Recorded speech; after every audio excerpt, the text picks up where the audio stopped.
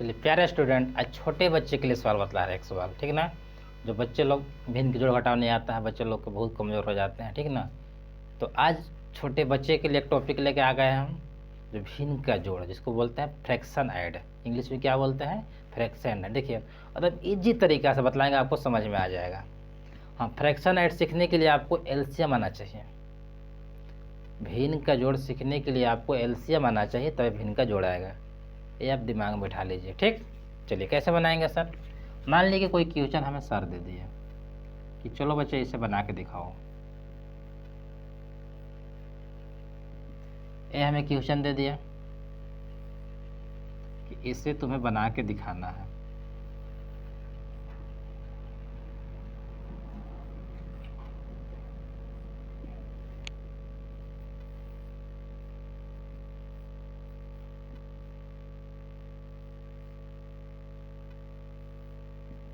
समझ में आ रहा है?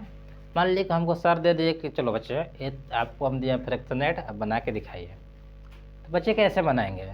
बच्चे को पता ही नहीं एलसीएम में तो कहाँ से बनाएगा, ठीक। पहले बच्चों को एलसीएम सिखाएंगे। अगर एलसीएम आएगा तब बट्टा वाला जोड़ आएगा, इसको बट्टा वाला जोड़ ही बोलते हैं, ठीक ना। तब भी आएगा तो इसे नहीं बनाने पाएगा। सर एलसीएम कैसे निकालेंगे? देखिए नीचे वाली संख्या जो हमेशा है, नीचे वालों को एलसीएम निकालना है हमेशा। ऊपर से हमें अभी कोई मतलब नहीं है, हमेशा नीचे वाला के एलसीएम निकालेंगे। समझ में आ रहा है? कैसे निकालेंगे सर? देखिए कितना है, 9 और 12 है, 9 और 12 है। देखना है दोनों किसका पहाड़ा में आता है, दोनों किसका पहाड़ा में आता है।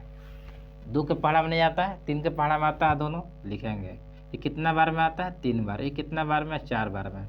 अब फिर चेक करेंगे कि दोनों किसका पहाड़ा में आता है, बस। तो दोनों किसी के पहाड़ा में नहीं आता है। अब इसे गुना कर देंगे। 3 तरीके 9, 9 चौके 36। कितना हुआ? ऐसे लाइन पारेंगे, इसका एलसीएम कितना निकाले? 36। इतना समझ में आ गया सब लोग को? यहाँ तक किसी बच्चे को दिक्कत नहीं होना चाहिए। फिर कैसे करेंगे सर? कुछ नहीं करना है, चुटकी में बन जाएगा, ठीक है। क्या बन जाएगा? चुटकी में बना लेगा बच्चे लोग। बस ध्यान से देखना है, एक बार गौर से देखना है, हमेशा के लिए सीख जाओगे, ठीक है ना। देखो 9 से भागा क्या बार लगा इसमें? 9 के पढ़ा पढ़ो, 9 9 18 9 27 9 चौके 36, 4 बार में आ रहा है। 9 के पढ़ा में क्या बार में आ रहा है? 4 बार में। तो इसमें 4 से गुना कर देंगे, 12 चौ 48। 12 के पढ़ा पढ़ो क्या बार में आता है? 36। 12 12 दूनी 24, 12 तिया 36, 3 बार में आता है। तो इसको ऊपर में 3 से गुना कर देंगे, 8 तरीके 24। अब इसे जोड़ दो, 4 और 8 12 के 2, 2 और 4 6, एक हासिल था ना 7, बन गया। ये आपको हम समझाने के लिए मल्टीपल किए हैं, ठीक ना। ये आपको लिखना नहीं है, ये आप अलग गुना कर सकते हैं, ठीक। यहाँ पर आपको समझाने के लिए मल्टीपल करके दिखाए थे, ठीक ना। चलिए आगे देखिएगा। 8 और 12 किसी प्रकार से लघुत्तम निकाल लेंगे। 8 12 का लघुत्तम कैसे निकालेंगे सर? देखिए 8 और 12 लिख दिए। चेक करना है दोनों किसका पहाड़ा में आता है। 2 के पहाड़ा में आता है, 4 बार में, 6 बार में। फिर देखेंगे किसका पहाड़ा में आता है, फिर 2 के पहाड़ा में आता है, 2 बार में, 3 बार में। अब किसी के पहाड़ा में नहीं आता है, तब गुना कर देंगे। 2 दूनी के 4, 4 दूनी के 8, 8 तरीके 24। ये क्या लिख देंगे? 24। समझ में आ गया? कोई दिक्कत किसी को नहीं। उसी प्रकार से अब 8 के पढ़ा पढ़ेंगे, 24 के बार में आता है। 8 8 16, 8 तरीके 24, 3 बार में आता है ना। तो ऊपर में 3 से मल्टीपल करेंगे, 10 तिया 30। 12 के पढ़ा में क्या बार में आता है? 2 बार में। तो ऊपर में 2 से गुना करेंगे, 15 दूनी के 30। समझ में आ गया? अब दोनों को ऐड कर दो, 30 30 कितना होता है? 60, अब बटा में 24।